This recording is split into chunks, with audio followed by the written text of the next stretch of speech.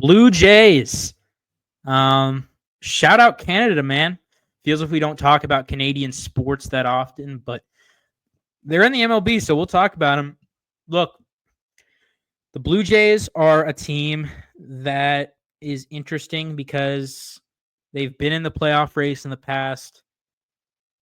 It just seems like they're just so close, but yet so far away. It seems like they're a contender for everyone. Like people were saying this offseason, like, oh, the Blue Jays might get Juan Soto. And it seems like they got the money to pay people, but it just doesn't seem like anything ever pans out. But they had a solid haul this offseason, I would say. Guys that on paper should help them. Last year didn't do too great, but this year might not do too great either. But hey, there's a chance. They added Anthony Santander from the Orioles, who hit 40 home runs last year. To be honest, I'm sorry to say this, Blue Jays fans. Think he's due for some regression. Feels if that was just a career year on a contract year. Santander is a good player, but I just don't know. Nothing about Santander.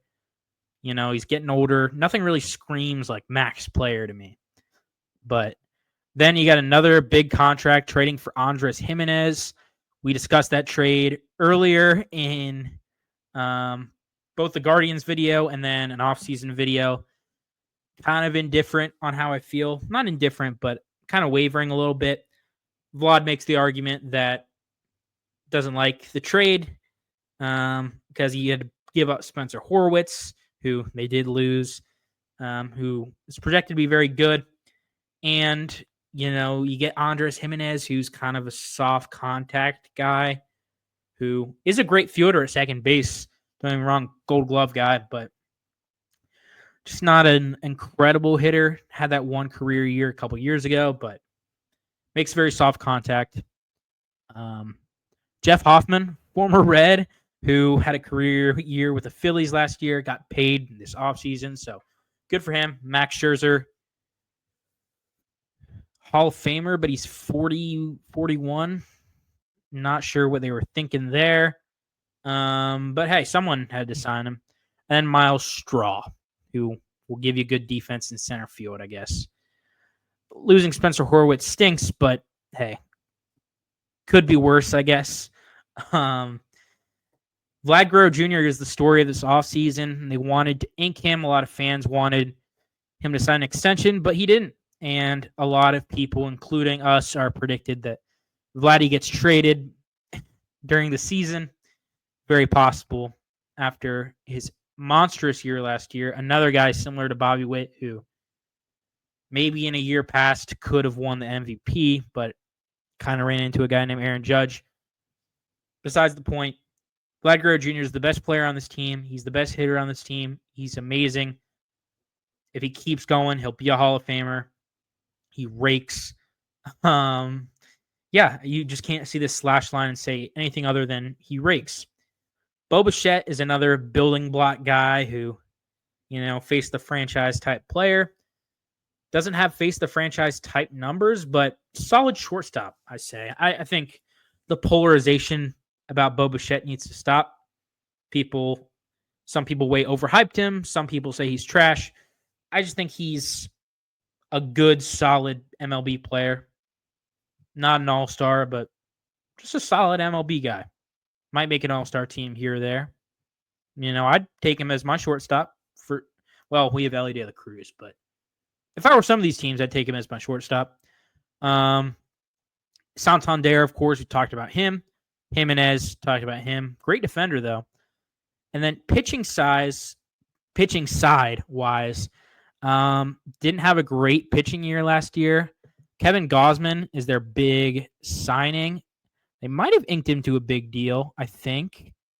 Yeah, I think they did. I can't confirm that. Toronto fans maybe comment below, but they're projecting a bounce-back year for him after a year that might have been played with injuries a little bit, but he's going into his 11th year. He's 34. So hopefully he eats some innings.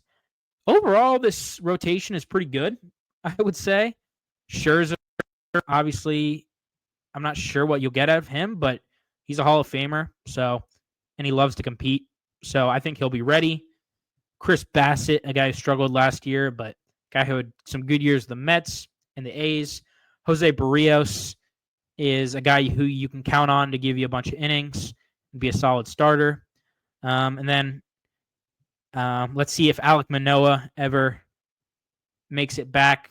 He got UCL surgery last summer, but he's one of the craziest stories in baseball. If you haven't followed it, just the rise and fall of Alek Manoah is crazy. I feel bad, but show must go on, I suppose. Jeff Hoffman, Chad Green, Yimi Garcia, Nick Sandlin. Just an okay bullpen. I would take it as my bullpen. I would say. It'd be nice if they had some prospects pay off, but unfortunately, they just don't seem to have many guys that are amazing. Obviously, you got Orelvis Martinez, who's supposed to be good, but he hasn't really panned out. He's going to start the year according to Fangraphs. Shout out Fangraphs for the projections. Going to start the year in the minors. No shame in that, but just thought it was worth mentioning. You got Arjun Nimala. Great story. He is a high school kid with a lot of potential, but you won't see him for a few years. And then Trey Yesavage. I like how his name is Yes plus Savage. You might see him soon. He was a recent pick, college arm. So might see him, but 86th and 87th prospect. Really nothing to write home about. Last season, they were 74 and 88. This year, Fangraphs and us are pretty locked in here. We're on the same wavelength. We have them winning one more game. Fangraphs does, but I would say it's a fight between this team and the Rays for last place, and the AL East for sure. The Orioles, Yankees, and Red Sox will all be better. Blue Jays fans are kind of stuck, unfortunately. I don't know what to say.